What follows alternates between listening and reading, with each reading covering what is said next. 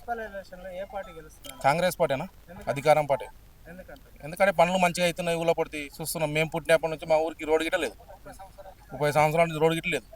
ఇప్పుడు రేవంత్ రెడ్డి సీఎం అయిన బుల్కాపూర్ ఇది, సెవెంత్ వార్డు ఇది, మున్సిపల్ కిందికి ఉంది. ఇప్పుడు మేము పుట్టినప్పుడు రోడ్డు గిట్ట లేదు. ఇప్పుడు సీఎం అయినప్పటి నుంచి మా సీఎం రేవంత్ రెడ్డి సీఎం అయినాక మా ఊరికి రోడ్డు పడ్డది. డ్రైనేజ్ పనులు జరుగుతున్నాయి. మంచి అభివృద్ధి పదంలో నడుస్తుంది. ప్రస్తుతం బాగుంది.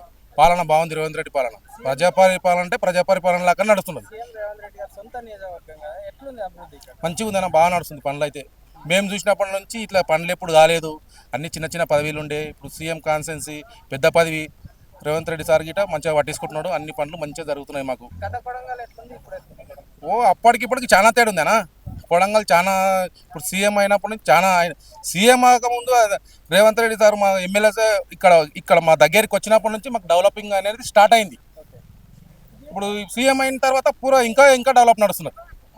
బాగుంది, మంచిగా ఉందన్న. ప్రజాపరిపాలన అంటే ప్రజాపరిపాలన లాగా ఉండదు. అన్ని ప్రజలు అన్ని సమస్యలు మంచిగా తీరడం జరుగుతున్నది. అన్ని బాగా నడుస్తున్నాయి పనులు మాత్రం. Subscribe us and press the bell icon for more interesting updates.